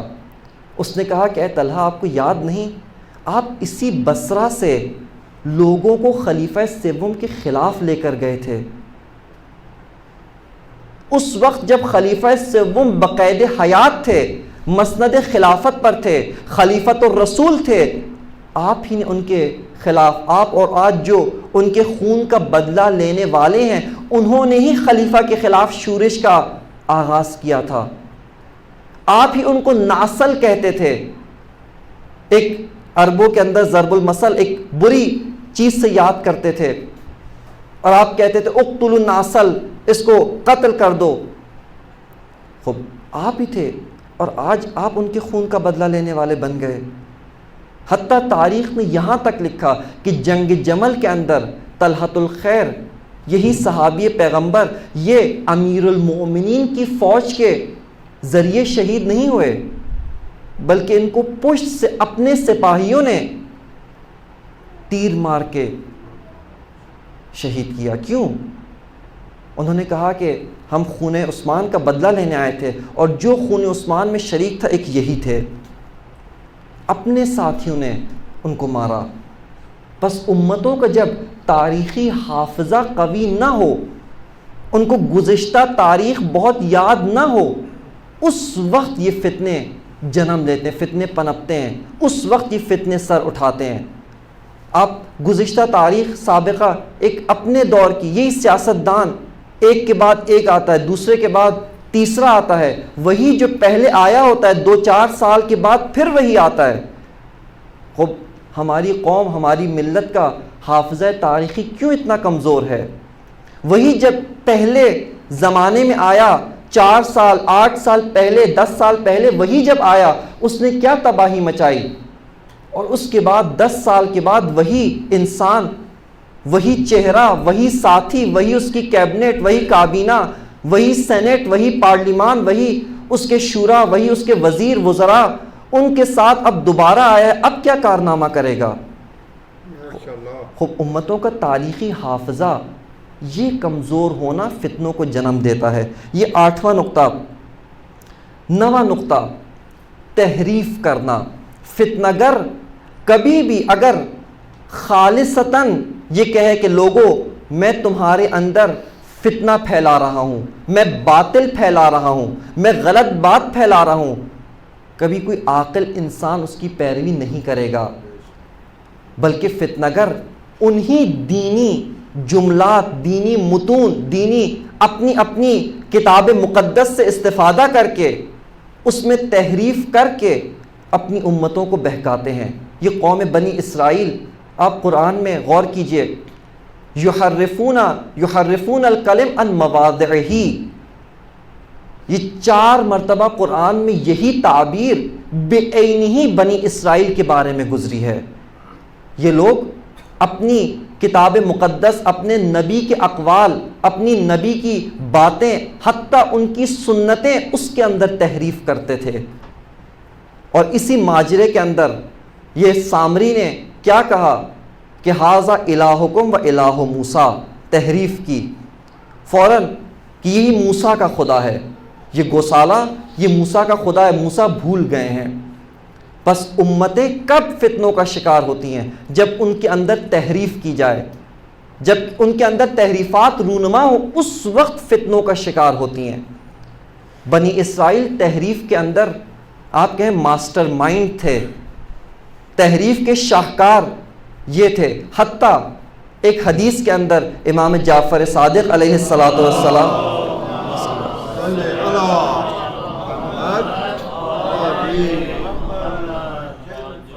فرماتے ہیں کہ گزشتہ امتیں یعنی امت اسلام سے پہلے والی امتیں، ان کے 5 افراد وہ جہنم کے سب سے زیادہ شدید ترین عذاب میں ہوں گے. سب سے شدید ترین عذاب ان کو ہوگا. پہلے 3 سے سروکار نے، ایک قابیل اور اس کے بعد 2 اور افراد. ایک یہودا، تعبیر الذی حود الیہود، جس نے حضرت موسیٰ کے دین میں تحریف کر کے ان کو دین خالص سے الہی سے موڑ کر یہودی بنایا، یہ یہودا تھا. اور 5واں شخص پولس، جس نے مسیحیت کے اندر تحریف کی. حضرت عیسیٰ کی اس آسمانی عروج کے بعد جب خدا نے ان کو اٹھایا، یہ شخص جو خود یہودی تھا، پہلے یہودیوں کا نمائندہ تھا، مسیحیوں پر ظلم کرتا تھا، ستم کرتا تھا، ان کا مقابلہ کرتا تھا، ان کو مارتا تھا. اگر یہ آپ مووی فلم دیکھیں، بڑی خوبصورت اصحاب کہف کی فلم، اس کے اندر دکھایا ہے کہ کس طرح سے عیسائیت، مسیحیت، توحید پرست، حضرت عیسیٰ کے ماننے والے یہودی ان پر کس طرح سے بادشاہ وقت کے ساتھ مل کر ظلم کرتے تھے. یعنی بت پرست بادشاہ اور خدا پرست یہودی یہ اکٹھے مل کر ان عیسائیوں پر، حضرت عیسیٰ کے ماننے والوں پر ظلم کرتے تھے. یہ سینٹ پولس یا بولس کے عربی زبان میں پے بے میں تبدیل ہو جاتا ہے. پاکستان کو عرب باکستان کہتے ہیں کیونکہ ان کے اندر پے نہیں ہوتا. خوب یہ سینٹ پولس اپنی زبان کے مطابق، اور عربی کے اندر جو ترجمہ ہو بولس، اس نے دین مسیحیت کو حضرت عیسیٰ کی تعلیمات سے نکال کر بالکل منحرف کر دیا. حضرت عیسیٰ تثلیث کب لائے تھے؟ حضرت عیسیٰ شرک کب کرتے تھے؟ نعوذ باللہ حضرت عیسیٰ اور ان کی والدہ کا جو کردار ہے، جن کو قرآن مجید عذرا کہتا ہے، طاہرہ کے نام سے یاد کرتا ہے، خود انہوں نے حضرت عیسیٰ کی والدہ پر تہمت لگائی، تحریف کی. اسی تورات اور انجیل کے اندر حضرت داؤد ان کے کردار پر نازیبہ تہمتیں لگائیں، تحریفات کی گئیں. حضرت سلیمان کو نعوذ باللہ جادوگر ٹھہرایا گیا، حضرت موسیٰ کو ساحر کہا، انبیاء کے کردار کو داغدار کیا. یہ تحریفات، یہ نواں حربہ. اور یہ 10ویں بات کہ ایک اور چیز جو یہودیت سے، یہودی نظریات میں سے ایک اصل و اساس جو اسلام کے اندر منتقل ہوئی، وہ جدائی دین و سیاست ہے. جدائی دین و سیاست، جدائی نبوت و حاکمیت، کہ جو نبی ہے وہ حاکم نہیں ہوگا، جو حاکم ہے اس کی نبوت کا انکار کر دیا.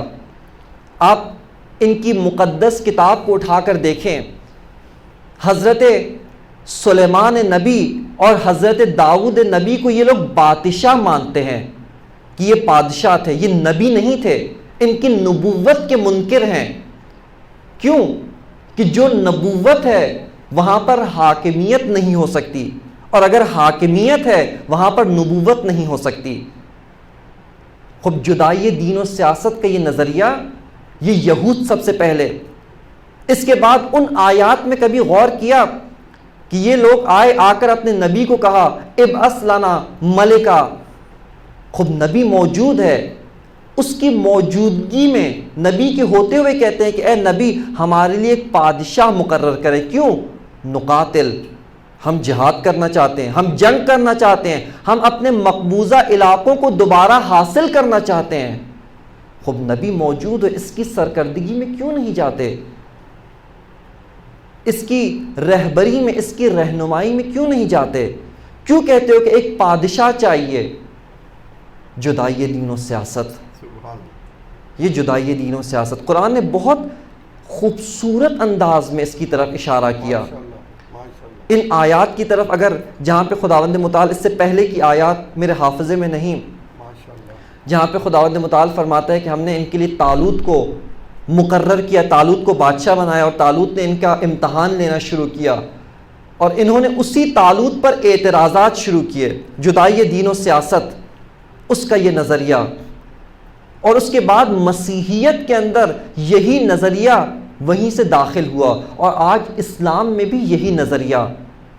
دین کے نام پہ حکومت نہیں ہو سکتی، دینی حکومت نہیں ہو سکتی، نبوت و حاکمیت ایک خاندان میں نہیں ہو سکتے. یہ نظریہ کہاں سے آیا؟ یہ نظریہ انہی کی طرف سے آیا، یہیں سے وارد ہوا. خب اگر ایک ہی خاندان میں، خب ہم تو اسلام کے ماننے والے، کتاب مقدس قرآن مجید اس کے ماننے والے، اس نے صراحتاً کہا کہ ہم نے داؤد کو نبی ہونے کے ساتھ ساتھ حاکم بھی بنایا، ہم نے سلیمان کو نبی ہونے کے ساتھ ساتھ ان کی نبوت کے ساتھ ساتھ ملک عظیم عطا کیا.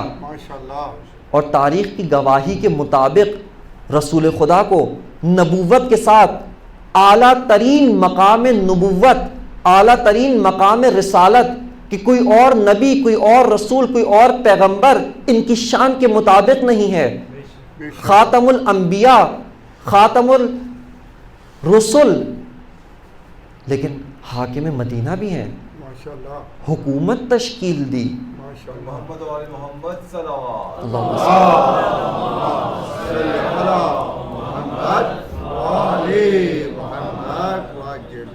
بس جدائی دین و سیاست کا نظریہ یہ بنی اسرائیل اور بنی اسماعیل دونوں کے اندر پایا گیا. اور اس کے بعد بعض امور جو تاریخوں کے اندر نقل کیے گئے ہیں، جناب خلیفہ دوم ایک دن مفسر قرآن جناب عبداللہ ابن عباس کے ساتھ گفتگو کر رہے تھے. متعدد گفتگویں تاریخوں نے نقل کیا. شرح نہج البلاغہ جناب ابن ابی الحدید معتزلی، انہوں نے اس واقعے کو نقل کیا. آج ہی میں اس عبارت کا مطالعہ کر رہا تھا، عربی کا متن. اس کے اندر ایک وجہ جو بیان کی کہ کیوں علی کو خلافت نہیں دی، کیوں علی افضل الاصحاب، رسول خدا کے بعد تمام مقامات پر فائز ہونے کے باوجود، اعلم الناس، اشجع الناس، باب العلم، باب مدینۃ العلم، اس کے باوجود کیوں علی کی بیعت نہیں کی، جس کی بیعت رسول نے غدیر میں کروائی؟ کیوں؟ فرمایا کہ خلافت اور نبوت ایک خاندان میں نہیں ہو سکتے، اس وجہ سے لوگوں نے علی کا ساتھ نہیں دیا. بس یہ 10 خلاصتاً اس ماجرا کے پہلو جو داستان بنی اسرائیل سے حاصل ہوتے ہیں اور امت رسول خدا میں. اب ایک مختصر اشارہ کر کے رسول خدا کی حکمت عملی کیا تھی، رسول خدا نے ان کا کس طرح مقابلہ کیا، کس طرح سے رسول خدا ان تمام فتنوں کا، جن کا پہلے سے علم تھا، علم الغیب تھا. یہ تاریخوں میں ذکر کیا کہ ایک دن رسول خدا جب سونے کے بعد سے بیدار ہوئے، بہت پریشان، اور ایک آیت شجرہ ملعونہ والی آیت، بہت پریشان. وہ اصحاب نے پوچھا کہ یا رسول اللہ کیا ہوا؟ کہا خواب میں دیکھا کہ میرا منبر ہے اور اس کے اوپر بندر اچھل رہے ہیں، میرے منبر کے اوپر یہ لوگ موجود ہیں. متعدد مقامات پر رسول خدا نے خود بتایا کہ یہ لوگ جو کسی زمانے میں دشمن اسلام ہوتے تھے، جنہوں نے اسلام کے خلاف سارے بڑے بڑے مارکے لڑے، جنہوں نے اسلام کی قدرت، اسلام کی طاقت، اسلام کی ہیبت، اسلام کی تلوار، علی کی تلوار سے ڈر کر نفاق کا لبادہ اڑ کر ظاہری طور پہ اسلام قبول کیا، فتح مکہ کے بعد مسلمان ہوئے، کسی قسم کا جانی و مالی نقصان نہیں اٹھایا، 1 روپیہ 1 درہم و دینار اپنی جیب سے خرچ نہیں کیا، خوب وہ افراد میرے منبر پر ایک دن آئیں گے، اس کو رسول خدا انتہائی پریشان، خوب رسول خدا نے کیا تدبیر کی، کیا حکمت عملی، چند اشارے، اور کل انشاءاللہ جو وقت بچا ایک دفعہ اپنی توجہات کو متمرکز کرنے کے لیے اور فہم میں اور اپنی آمادگی کا اظہار کے لیے صلوات پڑھ لیجئے محمد و آل محمد پر۔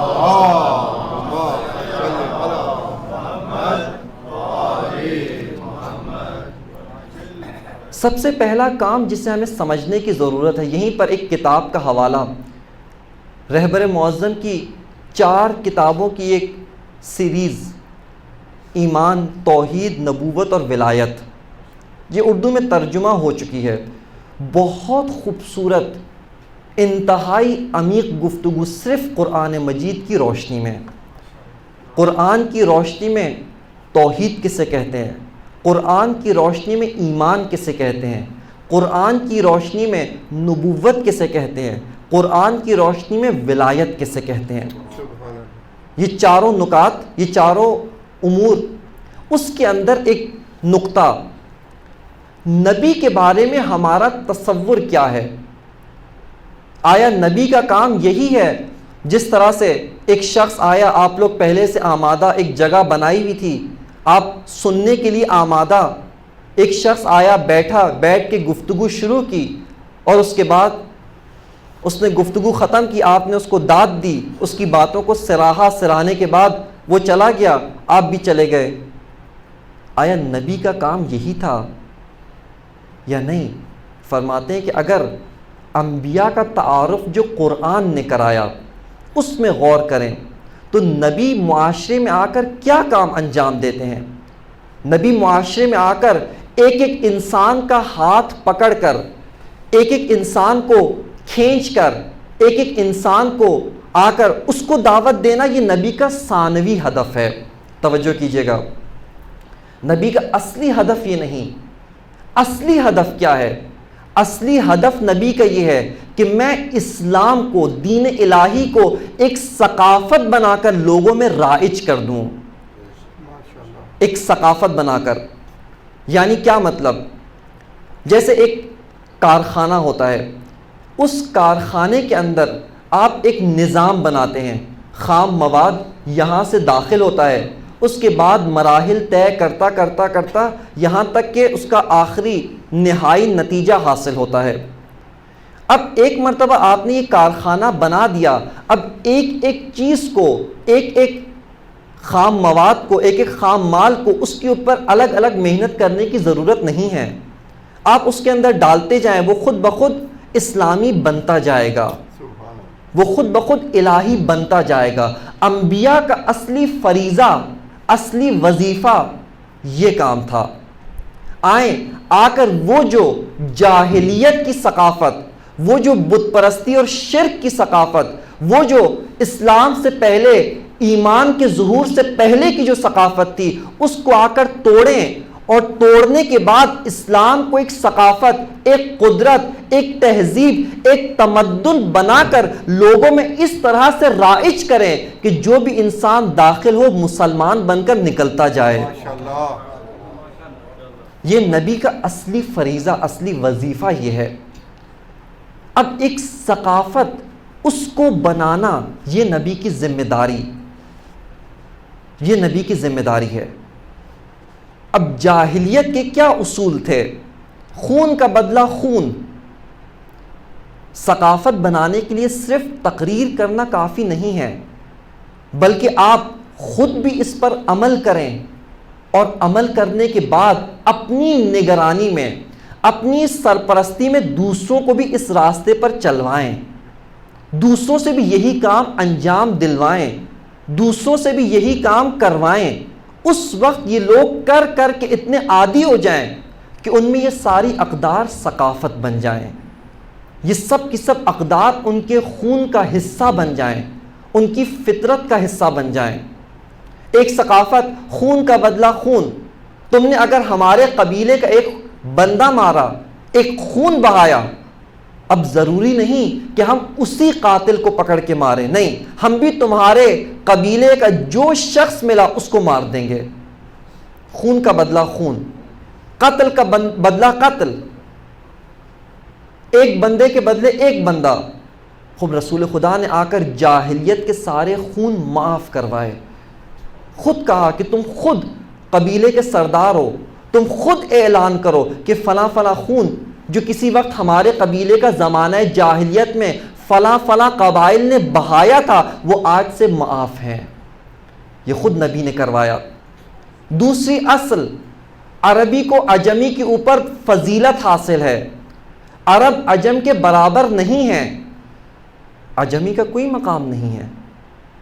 خود رسول خدا نے ایک دفعہ، آپ انہی چیزوں کی روشنی میں جا کر رسول خدا کا جو خطبہ حجت الوداع ہے، عرفات کے مقام پر آپ نے یہ خطبہ دیا 9 ذی الحج کو، 10 ہجری 9 ذی الحج، عرفات کے مقام پر یہ خطبہ دیا، اور اس کے بعد عید قربان کا خطبہ بار بار تکرار کیے جا رہے ہیں۔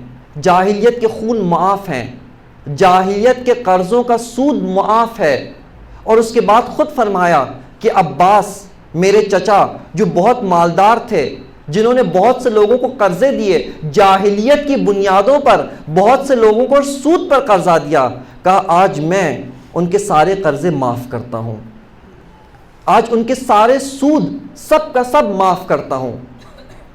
خود رسول خدا نے آ کر اعلان کیا فلاں فلاں خون یہ میں معاف کرتا ہوں۔ قوم پرستی، قبیلہ پرستی کا نظام کس طرح سے رسول خدا نے اس ثقافت کو توڑا۔ آ کر قریش، جو خود رسول خدا فرماتے ہیں کہ میں قریش سے ہوں، میں افصح العرب ہوں، میں قریش سے ہوں، یہ میری فضیلت، لیکن آ کر ہر ایک انسان کے ساتھ خود ملتے، خود بیٹھتے، خود کلام کرتے، خود گفتگو کرتے، غلاموں کے ساتھ بیٹھتے، بچوں کو سلام کرتے۔ ایک سنت کہ جو رسول خدا کی کافی تکرار کے ساتھ ملتی ہے کہ آپ بچوں کو پہل کر کے بڑھ کر سلام کرتے۔ کیوں؟ تاکہ اس غلط رسم و رواج، اس تہذیب کو توڑیں، اس تہذیب کو ختم کریں۔ گورے کو کالے کے اوپر فضیلت ہے۔ آ کر ایک سیاہ فام حبشی جو پہلے غلام تھا، اس کو آ کر اپنا مؤذن بنایا کہ اے لوگو، اس کے کہنے پر صبح و شام تم نماز کے لیے حاضر ہوا کرو۔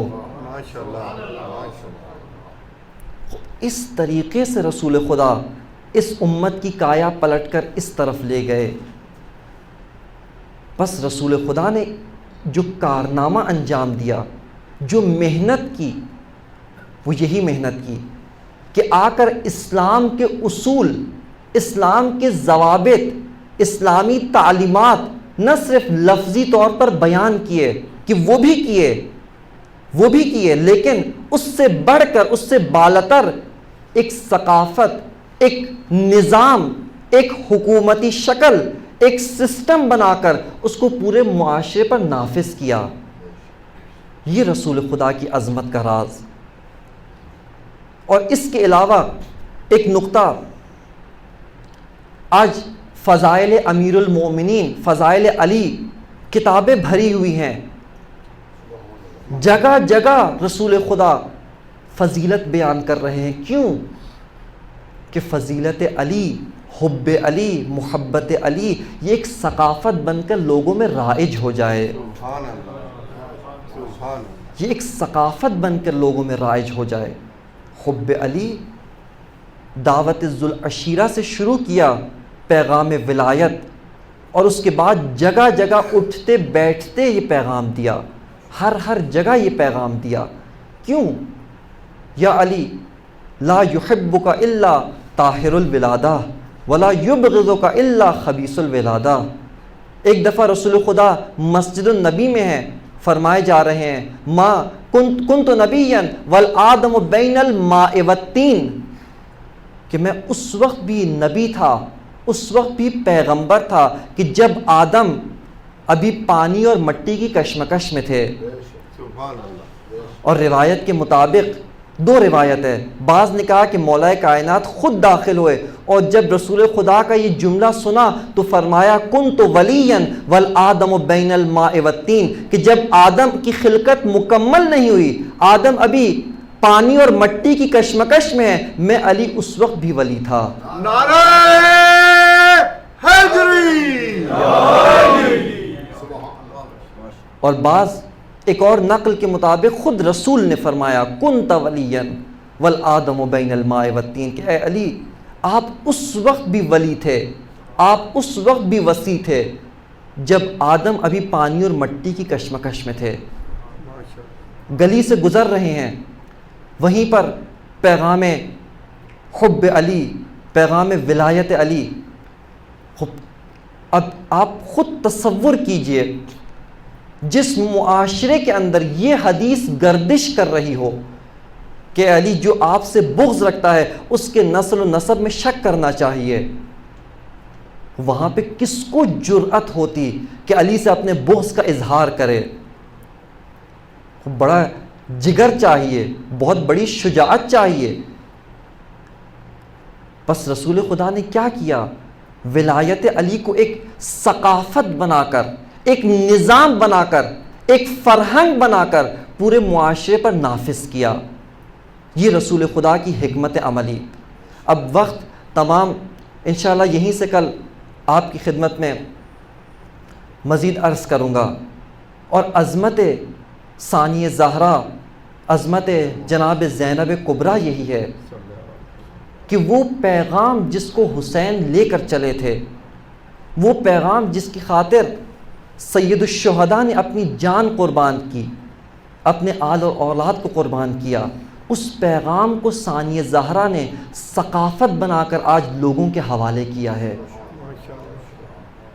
آج یہ ثقافت عزا، حکمت ہے اس کے پیچھے، من بکا و ابکا وجب لہ الجنہ، کہ جو حسین پہ روئے رلائے اس کے لیے جنت واجب ہے۔ حتیٰ بعض روایات میں من بکا و ابکا و تبا کا، یا رونے کی شکل بنائے۔ اس کا فلسفہ و مقصد یہی ہے کہ جس ہدف کے لیے سید الشہداء نکلے وہ ہدف زندہ ہو۔ وہ ہدف آج دشمن نے آ کر اسی عزاداری کے اندر جو تحریف کی، اسی عزاداری کو اپنے مقصد سے موڑا، علماء نے اس کے خلاف قیام کیا۔ علماء تشیع، علماء مکتب حسینیت، حقیقی علماء پیروکار حسین، انہوں نے قیام کیا۔ یہ عزاداری فرقہ واریت کی جگہ نہیں ہے، یہ عزاداری مقدسات کی توہین کی جگہ نہیں ہے، یہ عزاداری دوسروں کی دل آزاری کی جگہ نہیں ہے، یہ عزاداری مقصد حسین کو زندہ کرنے کی جگہ ہے۔ بس عزاداری کا مقصد یہ ہے، عزائے حسین، اس کا فلسفہ ذکر حسین ہے، ذکر حسین کا فلسفہ مقصد حسین ہے، اور مقصد حسین دین رسول خدا کے علاوہ کچھ بھی نہیں ہے، اس کے علاوہ کچھ بھی نہیں۔ اور ہم آج جو یہ فتنوں کے بارے میں گفتگو کر رہے ہیں، ایک نقطہ یہیں پہ آپ کی خدمت میں عرض کر دوں، آج جو ہم ان واقعات کو کُرید رہے ہیں، ان واقعات کو کھول رہے ہیں، اس سے ہماری غرض اور ایک فتنہ گر، فتنہ باز، ایک فرقہ واریت والے فتنہ باز، اس کی غرض میں فرق ہے۔ آج ہم ان واقعات، بنی اسرائیل کے واقعات، رسول خدا کی زندگی، آپ کی رحلت کے بعد کے واقعات، اس کو اس لیے دیکھ رہے ہیں تاکہ ہمیں اپنا کردار، ہمیں اپنی زندگی، ہمیں اپنا جو رہن سہن کا طریقہ، ہماری اپنی زندگی، اس کو سنوارنے میں مدد ملے۔ ہمیں اس کو سنوارنا ہے۔ ہمارا مقصد کسی کی دل آزاری نہیں، ہمارا مقصد کسی کے مقدسات کو نشانہ بنانا نہیں، ہمارا مقصد زید و فلان و فلان و فلان ان کے بارے میں قضاوت کرنا، آیا وہ علیہ السلام تھے، آیا رحمت اللہ علیہ تھے، آیا فلان تھے، آیا لعنت اللہ علیہ تھے، یہ قضاوت کرنا ہمارا مقصد نہیں۔ اس کا فیصلہ خدا کے حوالے ہے۔ جو خداوند متعال کی مشیت اور مرضی، جو خداوند متعال کی حکمت ہے، اگر خود رسول خدا کی حکمت ہوتی آپ بہتر سمجھتے، خود منافقین کے نام بتا دیتے. کیوں نہیں بتائے؟ اس لیے نہیں بتائے کہ اے لوگوں قیامت تک تم منافق شناس بنو. اگر ان 12 نام تمہیں بتا دوں تم تاریخ بھر میں ان ناموں کے پیچھے لگو گے، ان ناموں کو لعنت اللہ علیہ کرتے رہو گے، تم منافق شناس نہیں بنو گے. میں تمہیں منافق شناس بنانا چاہتا ہوں. میں چاہتا ہوں کہ تم خود ارتقا کرو، اوپر آؤ، بلندیوں پر فائز ہو، بابصیرت بنو. خود منافق پہچانو، خود منافق کی شناخت کرو. اس وجہ سے رسول خدا نے خود نہیں بتائے. جناب حذیفہ ابن یمان کہتے ہیں میں نے دیکھا، پوچھا، رسول خدا نے منع کیا. خوب حکمت ہے اس کے پیچھے. اگر بتا دوں تو خود تم کب بابصیرت بنو گے، خود کب فتنوں کے مقابلے میں خود قیام کرو گے، خود کھڑے ہوگے. بس سامعین محترم، عزاداری اس کو سیدہ زینب نے، ثانیہ زہرا نے اس کو ایک ثقافت بنایا تاکہ پیغام حسین زندہ رہے، پیغام کربلا زندہ رہے. اور یہ جو عظیم قربانی دی گئی، اس کا مقصد دین رسول خدا کی حفاظت تھا. اس کا مقصد اقتدار نہیں، اس کا مقصد اقدار تھا. اس کا مقصد حصول جاہ و مقام و منصب و یہ نہیں تھا. حسین نواسہ رسول کے طور پہ بے تحاشا احترام رکھتے تھے. حسین کا مکہ اور مدینہ میں اتنا احترام، اصحاب پیغمبر سینہ کا بوسہ لیتے ہیں، چلتے چلتے حسین کو سلام کرتے ہیں، یبنا بنت رسول اللہ کہہ کر تعظیم کرتے ہیں، حسین کے سامنے خم ہوتے ہیں، گردن جھکاتے ہیں. یہ احترام چھوڑ کر صحرائے کربلا میں جانا، اس کا مقصد اقدار، ان اصولوں کو زندہ کرنا کہ جو نانا نے زندہ کیے آج امت نے بھلا دیے. اور اس کے لیے حسین جو سرمایہ لے کر گئے، کم سن بچوں کو میدان جنگ میں نہیں بھیجا جاتا. کہاں پر کم سن بچوں کو میدان جنگ میں بھیجا جاتا ہے؟ بس عزادارو، سید الشہداء جب نکلے تو اپنے ساتھ ایک اور امانت جو لے کر گئے، وہ امانت کہ جو بھائی کی امانت تھی، جو بھیا حسن کی امانت تھی، جو بھیا حسن کا یتیم لاڈلا تھا. قاسم ابن الحسن کو ساتھ لے کر گئے، مادر قاسم کو ساتھ لے کر گئے. شاید جب امام حسن نے اپنے بیٹے کے لیے وہ وصیت نامہ لکھا تو حتمی طور پہ یقیناً اپنی زوجہ کو بھی وصیت کی ہوگی کہ جب میرا بھیا حسین جا رہا ہو تو اس کے ساتھ حتماً نکلنا، اس کے ساتھ حتماً جانا. جب حسین مدینۃ الرسول کو چھوڑ رہے ہوں، پھر پلٹ کے واپس نہیں آئیں گے، حتماً ان کے ساتھ جانا، حتماً ان کے ساتھ نکلنا.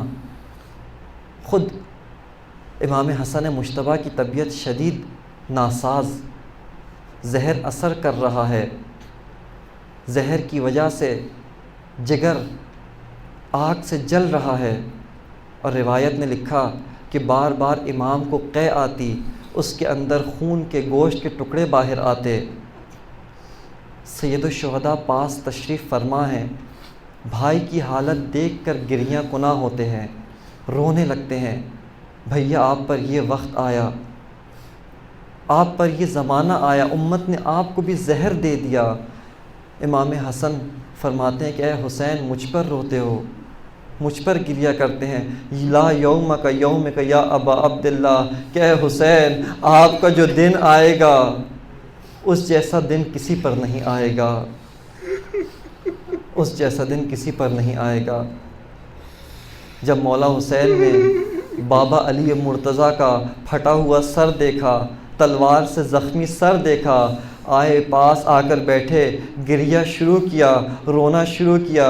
علی مرتضیٰ کہتے ہیں کہ اے حسین، مجھ پر گریہ کرتے ہو، میرا کھلا ہوا سر دیکھ کر گریہ کرتے ہو۔ لا یومکا یومک یا ابا عبداللہ، اے حسین آپ کے جیسا دن کسی پر نہیں آئے گا۔ ایک میرا زخمی سر دیکھ کر روتے ہیں، اس دن کیا حال ہوگا کہ جب آپ کا سر نہیں پورا جسم زخمی ہوگا۔ عزادارو، جب بھی امام حسین نے کسی پر گریہ کیا، سب نے یہی کہا لا یومکا یومک یا ابا عبداللہ، اے حسین جو وقت آپ پر آئے گا، جو دن آپ پر آئے گا، جو زمانہ آپ دیکھیں گے، ویسا زمانہ کوئی نہیں دیکھے گا۔ بس عزادارو، شب عاشور کی جب گھڑی پہنچی، امام حسین اپنے باوفا اصحاب کے ساتھ، جوانان بنی ہاشم کے ساتھ خلوت میں مصروف ہیں۔ کہتے ہیں تم بڑے باوفا ساتھی ہو، تم میرے بہت باوفا ساتھی ہو۔ ہر ایک کو جب ان سے عہد و پیمان لیا، ان سے وعدہ لیا، اس کے بعد ہر ایک کو بشارت دی، ہر ایک کو کہا کہ فلاں تم کل وہاں پر شہید ہو جاؤ گے، فلاں کل تم وہاں پر گھوڑے سے زمین پر گرو گے، وہاں پر تم شہید ہو جاؤ گے۔ ایک ایک کا نام لے کر امام بشارت دیتے جا رہے ہیں کہ اچانک پیچھے سے کسی کمسن نوجوان کی آواز آتی ہے کہ آقا کیا مجھ کو بھول گئے؟ کیا قاسم بھی شہید ہو جائیں گے؟ کیا شہداء کی فہرست میں قاسم ابن حسن کا بھی نام ہے؟ عزادارو، نہیں معلوم کیوں آقا حسین نے، کیوں مولا حسین نے قاسم کا نام لینے میں دیر کی۔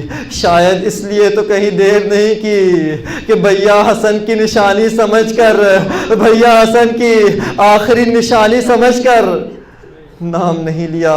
بس عزادارو، جب مولا سے جناب قاسم نے یہ سوال پوچھا کہ آقا شہیدوں میں میرا بھی نام ہے، امام فرماتے ہیں کہ بیٹا قاسم، آپ کے نزدیک موت کیسی ہے؟ موت کا کیا تصور ہے؟ آپ موت کو کیسا پاتے ہیں؟ فرماتے ہیں کہ آقا احلی من الاصل، موت میرے نزدیک شہد سے زیادہ شیرین ہے۔ اس کے بعد عزادارو، امام ایک جملہ کہتے ہیں جس کے پر قاسم تڑپ جاتے ہیں۔ امام فرماتے ہیں کہ اے قاسم، آپ بھی شہید ہوں گے، ننھے علی اصغر بھی شہید ہوں گے۔ قاسم تڑپ کے پوچھتے ہیں آقا یہ لعین خیموں تک آ جائیں گے؟ امام فرماتے ہیں قاسم، اصغر کو میں خود لے کر جاؤں گا، اصغر کی شہادت خیمے میں نہیں ہوگی۔ بس عزادارو، صبح عاشور آئی، اصحاب حسین ایک ایک کر کے میدان میں گئے۔ اس کے بعد جوانان بنی ہاشم کی باری آئی، کبھی علی اکبر جاتے ہیں، کبھی کوئی اور جوان بنی ہاشم جاتا ہے۔ اور اس کے بعد ایک وقت آیا، مقتل کی روایت نے لکھا کہ ایک وقت آیا، قاسم ابن حسن خیمے کے باہر بیٹھے ہیں، افسردہ بیٹھے ہوئے ہیں۔ ان کی والدہ بی بی ام فروہ دیکھتی ہے، بیٹا غمگین ہے، پوچھتی ہے بیٹا قاسم غصے کی حالت میں، غمزدہ حالت میں، پریشان حالت میں کیوں بیٹھے ہیں؟ فرماتے ہیں جب بھی چچا کے پاس جاتا ہوں، میدان میں جانے کی اجازت لیتا ہوں، مولا اور آقا کہتے ہیں کہ اے قاسم آپ میرے بھیا کی نشانی ہے، آپ کو کس طرح بھیجوں؟ بی بی فرماتی ہے کہ اے قاسم آپ کے والد نے شہادت کے وقت ایک وصیت نامہ لکھ کر دیا تھا، کہا تھا کہ جب میرا بیٹا قاسم غمزدہ ہو اس کو یہ وصیت نامہ دینا، اس میں اس کی مشکل کا حل ہوگا۔ جناب قاسم وصیت نامہ کھولتے ہیں، کھول کے پڑھتے ہیں، لکھا تھا، مولا حسن نے لکھا بیٹا قاسم جب یوم عاشورہ آئے تمہارا چچا تنہا رہ جائے اس پہ جان قربان کرنے سے دریغ نہ کرنا۔ بس عزادارو جناب قاسم وصیت نامہ لیتے ہیں، لے کر مولا کی خدمت میں آتے ہیں۔ روایت نے لکھا، روایت کہتی ہے کہ جب لے کر آئے جس طرح سے مولا کے پاس سے گئے تھے افسردہ گئے تھے، جب وصیت نامہ لے کر آئے چہرہ متبسم ہے، چال ڈھال بدلا ہوا ہے کہ چچا جان بابا کی سفارش لے کر آیا ہوں، اب میدان میں جانے کی اجازت دیجئے۔ بس عزادارو ایک وقت وہ تھا، مصائب مختصر کروں، ایک وقت وہ تھا کہ جب 13 سالہ شہزادہ قاسم کو مولا عباس نے تیار کیا، مولا حسین نے گھوڑے پر سوار کیا، سوار کرنے کے بعد میدان میں روانہ کیا۔ قاسم حیدر کرار کے پوتے نے جنگ شروع کی۔ بس عزادارو ایک وقت وہ تھا جب سر کے پیچھے سے تلوار کا وار ہوتا ہے، قاسم گھوڑے پہ سنبھل نہیں پاتے، زین سے زمین پر آتے ہیں، چچا کو مدد کے لیے بلاتے ہیں۔ بس عزادارو روایت نے ایک جملہ لکھا، روایت ایک جملہ کہتی ہے کہ جناب قاسم جب زین سے سنبھل نہ پائے گرے، ایک پاؤں رکاب میں پھنسی، گھوڑا آگے دوڑتا گیا، قاسم ریت کربلا پہ گھسٹتے گئے۔ بس عزادارو مولا حسین جب جناب قاسم کے پاس پہنچتے ہیں، جناب قاسم کا جنازہ ایک دفعہ اٹھایا، کہا اے قاسم تمہارے چچا کے لیے بہت سخت ہے کہ تم آواز دو، چچا مدد نہ کر سکے۔ الا لعنت اللہ علی القوم الظالمین فسیعلم الذین ظلموا ای منقلبون۔ ماتم حسین۔